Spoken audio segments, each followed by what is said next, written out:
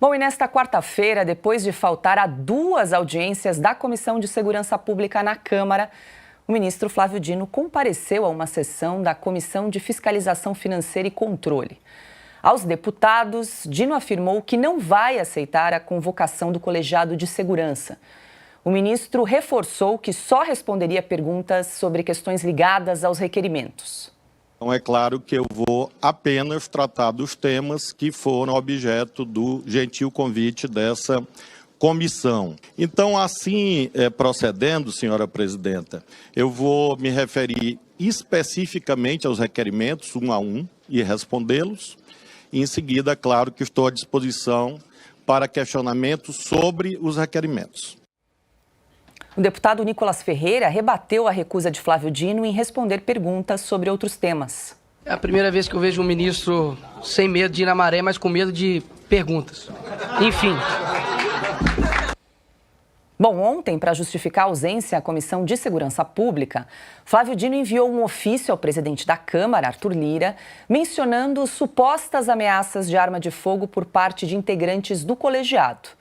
Já na sessão de hoje, o deputado Maurício Marcon questionou o ministro sobre as diferenças entre as comissões. E ontem, sobre a Comissão de Segurança, que o senhor faltou pela segunda vez, o senhor falou que estaria em risco porque poderia ter parlamentares armados. Para quem não visitou a Câmara ainda, a sessão que ocorreria a Comissão de Segurança é aqui do lado, os parlamentares são os mesmos. Então eu gostaria de entender qual foi a diferença que a sua segurança viu em o senhor poder estar aqui hoje e não poder estar na sala do lado, sendo ali como convocado para falar. Bom, Dino foi perguntado sobre a demora no envio das imagens do Ministério da Justiça registradas no dia 8 de janeiro. Do meu país. Em relação às imagens, deputada, o que mais tem é a imagem do 8 de janeiro. Eu não sei de onde tiraram a ideia que no Ministério da Justiça vão ter imagens diferentes daquelas que existem em profusão, milhares. São pessoas quebrando, destruindo, aviltando esse parlamento. Estão sendo condenadas pelo Poder Judiciário há 15, 17 anos. As câmeras do Ministério estavam funcionando, foram entregues à CPI. Depois da sessão, em conversa com jornalistas, Flávio Dino disse que discutir sobre as imagens do Palácio da Justiça no dia 8 de janeiro é um desperdício de tempo. As imagens, então, foi resolvido, o senhor já conseguiu esclarecer? Esse assunto, lamentavelmente, segue sendo repetidamente debatido no que eu considero um desperdício de tempo e de dinheiro público. Esse assunto já está cabalmente esclarecido dezenas de vezes. As imagens existentes foram entregues, não havia criminosos dentro do Ministério da Justiça, o que há essa tentativa de criar argumentos para esconder os verdadeiros responsáveis. Os verdadeiros responsáveis, no caso os irresponsáveis, que invadiram a Câmara, o Senado, o Supremo, o Palácio Planalto, obviamente não seriam filmados por câmeras no corredor do Ministério da Justiça. Eles foram filmados por câmeras desses prédios que mostram quem foram os criminosos. Esses criminosos foram denunciados pelo Ministério Público e o Poder Judiciário está julgando. Esse é um assunto realmente cuja repetição significa, na verdade, perda de tempo e de dinheiro público. Bom, no site da Revista Oeste, nós chegamos a publicar hoje uma reportagem que mostra a contradição entre a afirmação de Flávio Dino de que não havia ninguém no Palácio da Justiça, com o que o ministro disse em entrevista ao programa Fantástico da TV Globo em janeiro. Tá aí, estamos exibindo na tela essa reportagem que está disponível no nosso site da Revista Oeste, inclusive com o trecho da entrevista que foi extraída aí da TV Globo. Foi concedida pelo ministro Flávio Dino. Cris, vários pontos para a gente discutir aqui hoje. Quero a sua avaliação sobre a participação aí do ministro Flávio Dino. Ele que foi chamado 2 vezes, né, para participar da Comissão de Segurança Pública, não apareceu. Ontem deu a justificativa de que a integridade física dele estava em risco. E hoje, então, participou dessa comissão de fiscalização financeira e controle que foi presidida aí pela deputada Bia Kicis. Teve várias interrupções, vários bate-bocas. A gente vai falar mais sobre isso.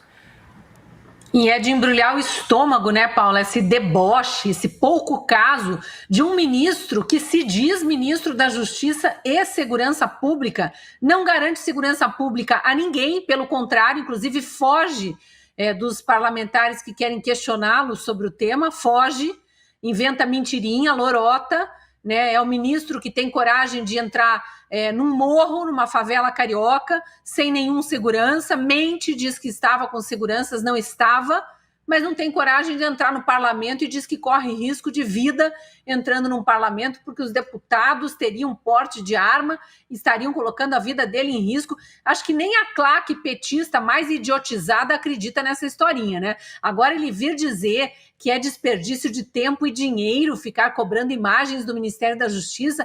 Por que querem imagens do Ministério da Justiça quando há uma profusão de imagens?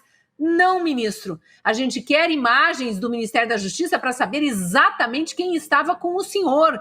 Não adianta mentir que estava sozinho, porque o senhor foi visto da janela do Ministério, e isso está gravado em entrevista que eu gravei com presos políticos. Viram o senhor da janela do Ministério junto com a vice-governadora Celina Leão, junto com o coronel Klepter. Estranhamente, todos foram promovidos no dia seguinte. Parece que havia uma reuniãozinha ali para combinar algumas coisas, será que não? Foram todos promovidos no dia seguinte, quando o ministro Alexandre Moraes determina, ou o presidente Lula, intervenção federal na segurança pública, e um vira o interventor da segurança pública, a outra vira governadora em exercício, porque o governador Ibanez foi retirado do cargo. Enfim, um monte de aberração até hoje não explicada. E as imagens das dezenas de câmeras do Ministério da Justiça esclareceriam, sim, quem está falando a verdade, o senhor ou as milhares de pessoas que estavam do lado de fora vendo o senhor debochando de todo mundo da janela, ou aquelas centenas de policiais da Força Nacional que estavam escondidas no refeitório do Ministério da Justiça, que agora nós sabemos porque a CPMI descobriu isso, apesar, né, do aparelhamento da tropa maranhense que o seu governo colocou lá na CPMI. Os parlamentares de oposição, os deputados, os senadores, ouviram muita gente e descobriram que a Força Nacional estava escondida na garagem, no subsolo e também no refeitório do Ministério da Justiça. Depois eles foram para trás do prédio do Ministério e de lá não saíram. Poderiam ter saído para proteger os prédios públicos que no seu discurso, no discurso do seu governo, estavam sendo atacados, golpe de Estado, tentativa de abolir o Estado democrático de direito. Por que então deixou centenas de policiais da Força Nacional parados? O senhor deveria ter ido depor na CPMI, o senhor deveria ter comparecido nas 2 vezes em que foi convocado, isso é obrigatório, convocado na Comissão de Segurança Pública da Câmara Federal, e o senhor foge das explicações, esconde as imagens, ou pior, né, destrói as imagens, o que configura crime. E não se preocupe, porque a verdade vai aparecer e um dia a justiça será feita. Nós acreditamos nisso e lutamos por isso. E felizmente há muita gente, assim como nós aqui da Oeste, lutando para que a verdade apareça. Aliás, Paula, vou aproveitar e me esticar um pouquinho mais aqui e mostrar por que, para o nosso espectador, que aqui eventualmente não seja assinante ainda, por que a Revista Oeste precisa que mais gente assine e apoie o nosso jornalismo independente. Pode fazer isso procurando aí o link de assinatura, está na tela também o QR Code, porque a gente faz um jornalismo que contrapõe, que questiona figuras hipócritas como Flávio Dino, por exemplo, que depois se coloca diante de um monte de microfones ali e é quase acarinhado pelos repórteres. O repórter pergunta para o Flávio Dino, quer dizer que está tudo esclarecido, dando a deixa ali para ele fazer todo o discursinho de narrativas fantasiosas que só convencem a própria claque, a própria militância. Jornalismo, de fato, se faz cobrando. O senhor não mostra as imagens porque, se o senhor está tão tranquilo que o senhor estava sozinho no ministério, porque o senhor não comprova e não cala a boca de todos os parlamentares, de todos os jornalistas, da população, de quem fica dizendo que o senhor estava escondido dentro do Ministério da Justiça e escondendo a Força Nacional? Mostre as imagens, ministro. É assim que se cobra, ministro, e não com perguntinha boba. Então, fica o convite aí para quem não é assinante da Oeste, para assinar a Oeste, aponte a câmera do celular para esse QR Code da tela. Quem estiver assistindo pelo celular, não puder apontar a câmera do celular, que procure depois o link aí, revistaoeste.com/assine, e venha ser integrante da nossa comunidade de assinantes aqui para ser melhor informado e continuar apoiando o nosso jornalismo. Paula.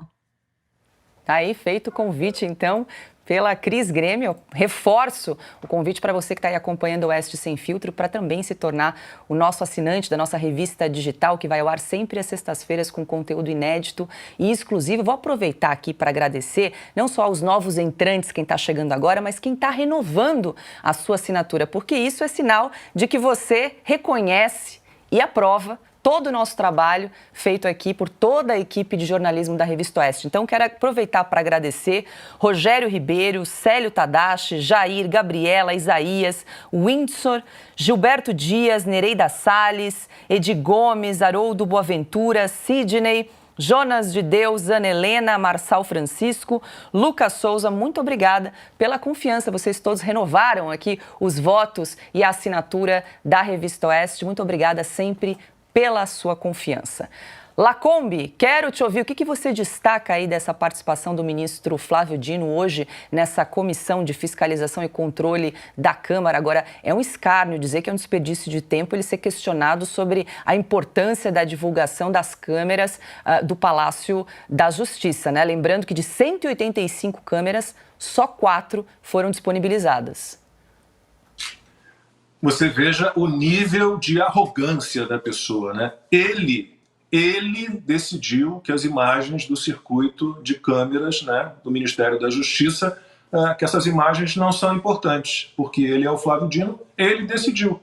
E como disse a Cris, os repórteres em volta acham tudo normal, né? O jornalismo se matou mesmo, morreu completamente, né? Só que ele não falava isso no início, né? No início ele dizia que não, essas imagens elas não podem ser divulgadas ainda porque a investigação está em curso. Dali a pouco cobraram. Aí falou, não, eu tenho que pedir, eu fiz até uma lista para não me lembrar de toda a narrativa dele sobre essas imagens. Não, eu tenho que pedir autorização do Alexandre de Moraes, só ele pode autorizar, o que não era necessário, né? Foi lá, pediu, o Alexandre de Moraes disse, ok, né? Então vamos embora. Aí ele falou, já forneci tudo. Aí na semana seguinte, não, eu vou investigar para saber se tem mais. Não, foi tudo apagado. De repente tudo foi apagado. Não, estava no contrato da empresa que presta serviço de segurança. Em 15 dias tudo se apaga. Em 30 dias tudo se apaga. Aí você olha o contrato e não tem absolutamente nada disso. É como a Cris falou. O que a gente queria ver nessas imagens é o Dino estava lá, como disse ao Fantástico, ou depois disse que não estava, com quem ele estava, em que situação ele estava, os agentes, os policiais da Força Nacional de Segurança, quantos eram no interior do prédio? Só há imagem do lado de fora, aquele grupo ali cercando, protegendo o Ministério da Justiça. Mas há relatos, há testemunhos de que havia outros policiais no interior, na sede, no Palácio da Justiça, enquanto Congresso Nacional, Palácio do Planalto e Supremo Tribunal Federal eram invadidos.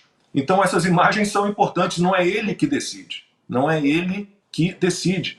O primeiro movimento dele, quando houve aquilo tudo, era ter, né, se voltado para a segurança ali do Ministério da Justiça e ter dito, salvem essas imagens. Foi o que eu fiz, sempre conto essa história, quando o meu apartamento em São Paulo foi invadido por 2 assaltantes.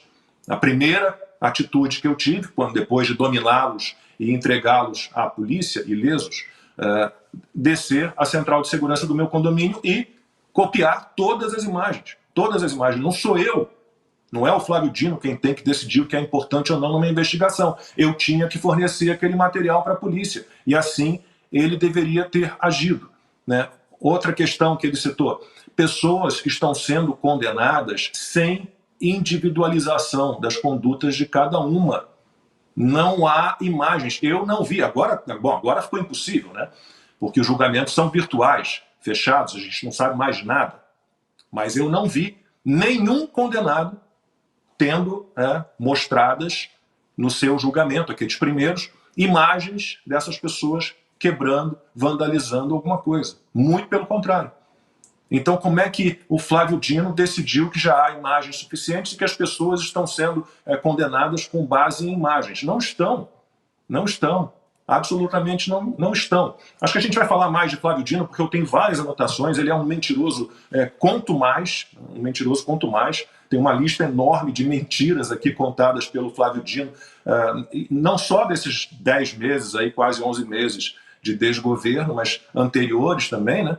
Era um cara que, quando foi eleito lá para o governo do Maranhão, disse que tiraria todos os municípios do Maranhão da lista de piores cidades, com piores índices de desenvolvimento humano, né? E depois, não, eu nunca disse isso, mas está gravado. Ele disse. Então, é uma pessoa que está muito preocupada com as tias do Zap e não presta atenção nos criminosos de verdade, né? Se você olhar a que grupo ele pertence, né, a gente entende um pouquinho porque ele tem esse comportamento. Eu tenho outras anotações aqui sobre o Flávio Dino. Se tiver uma outra oportunidade, para não me alongar muito, eu posso depois comentar. Boa, Cauti. O Lacombe trouxe aí uma cronologia, né, das citações de Flávio Dino, que só se enrolava cada vez mais em relação a essas imagens aí do 8 de janeiro. E vou só acrescentar mais uma, essa que o Lacombe trouxe, que ele chegou a dizer o seguinte, palavras do Flávio Dino: Capelli está buscando fontes possíveis, outras fontes, para tentar mais imagens, mas são absolutamente irrelevantes para a investigação. E aí faço coro com o Lacombe. Como é que ele sabe que são irrelevantes? Quem é ele para dizer se são relevantes ou não essas imagens para a investigação, para se apurar o que de fato ocorreu no dia 8 de janeiro? É realmente um escárnio. Ainda ele falou, em resposta até à deputada Carla Zambelli, hoje na sessão, ele disse que ele não é guardião das câmeras, então ele não poderia ter acesso a essas câmeras, mas chegou a dizer que são imagens absolutamente irrelevantes. Quer dizer, é um contrassenso sem fim, né? Mas, pois é, Paula, mas o que surpreende mais é, além da questão, justamente como estava falando, que o Flávio Dino tem um histórico já de mentiras que foram depois demonstradas como tais, é que o Flávio Dino, ele, além de ser ministro, ele é um jurista também, ele foi juiz, né? Ele foi juiz federal, por sinal. Então, ele deveria ser o primeiro a saber quem pode e não pode dizer o que é relevante ou não. E não é ele que faz isso, né? É quem está conduzindo as investigações. Então, o Lacombe falou perfeitamente, eu concordo 100%, né? E o Flávio Dino, além do fato de ele ser ministro, ter sido antes um jurista, né, e um juiz, deveria ser o primeiro a saber isso. Então não é ele que decide o que é relevante ou não.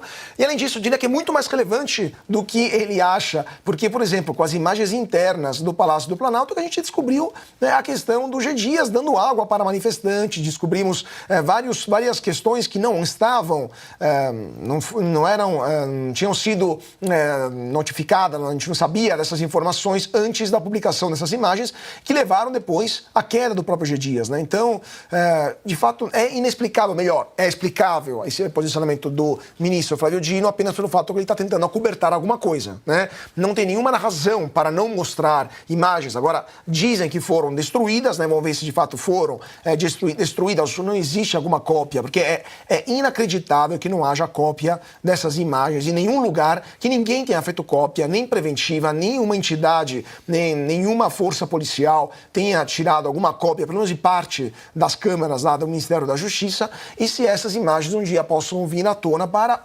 mostrar para nós, para a opinião pública, o que estava acontecendo naquelas horas dentro do Ministério da Justiça. Eu ainda acho, Paula, que o comportamento dos deputados foi até elegante demais, com o ministro que se recusou a cumprir o seu papel constitucional de prestar contas aos representantes do povo. Então, me surpreende como eles não foram mais incisivos contra o ministro, quando ele logo no começo falou, não vou responder a perguntas e ponto final. Não, eles tinham que cobrar mais dele. O senhor está aqui para responder a perguntas, não para simplesmente passar um tempo com a gente. Então, me surpreende não positivamente esse comportamento até acondescendente demais dos deputados com o ministro Flávio Dino.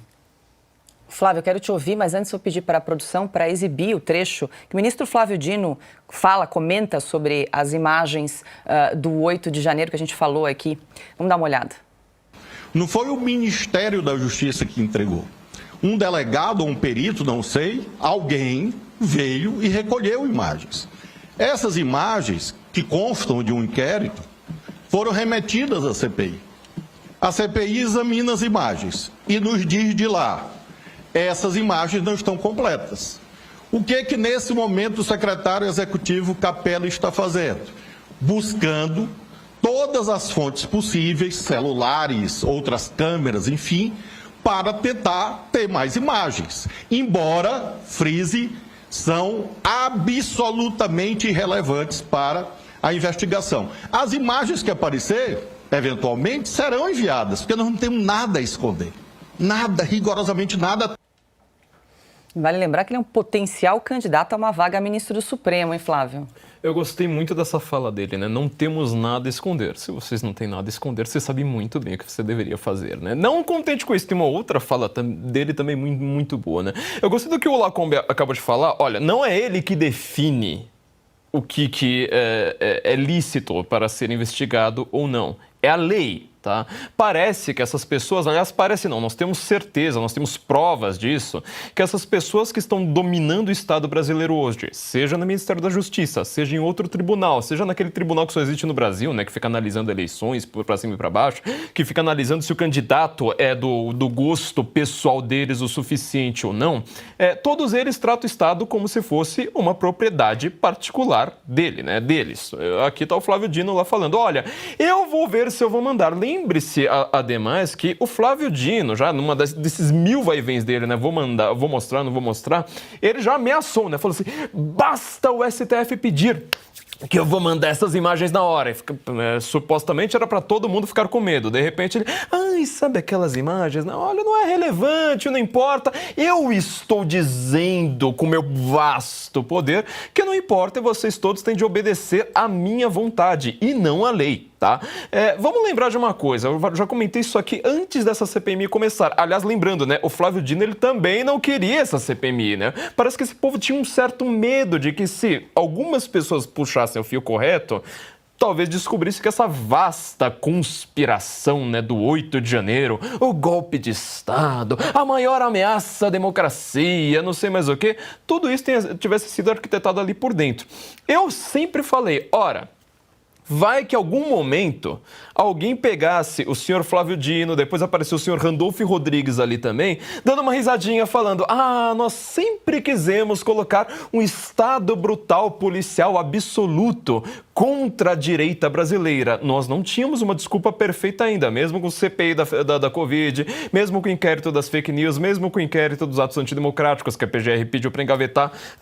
E o engaveto criou outro no mesmo dia, aliás, né? Mesmo com tudo isso, apareceu 8 de janeiro, finalmente deu certo. Então, eles simplesmente devem ter dado ali, sabe o quê? Uma risadinha, falado, agora nós ferramos esses caras. Vamos lembrar que o assessor do Lula, o Marco Aurélio, que depois ficou conhecido como Top Garcia, no acidente da TAM, ele quase rodou justamente por isso, porque ele viu o acidente da TAM, na hora que saiu a notícia no Jornal Nacional de que teve uma falha na turbina, ou seja, a culpa não seria dele, ele fez assim, com quase 200 vítimas. Um assessor dele, o Bruno Gaspar, fez um gesto ainda mais obsceno que eu não vou repetir aqui, tá? Vai que você vê um gesto como esse, vai que você vê o Flávio Dino comentando qualquer pessoa. Eu falei que ele tinha mais uma outra frase curiosa, né? Ele falou assim, não existiam criminosos dentro do Ministério da Justiça. Isso é o que nós queremos saber. Porque o Flávio Dino estava lá.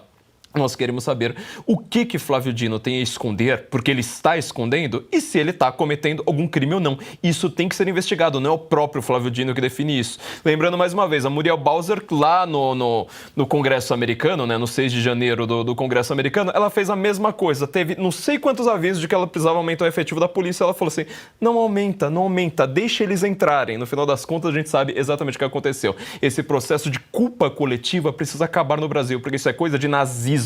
Isso é coisa de União Soviética, isso é coisa da ditadura do Irã, que é super amiguinha do PT. Nós precisamos acabar com a culpa coletiva e nós precisamos parar de tratar celular de pessoas como uma coisa privada para todo mundo ver e câmeras do Ministério da Justiça como o maior segredo da República. Lacombe, quer complementar o assunto?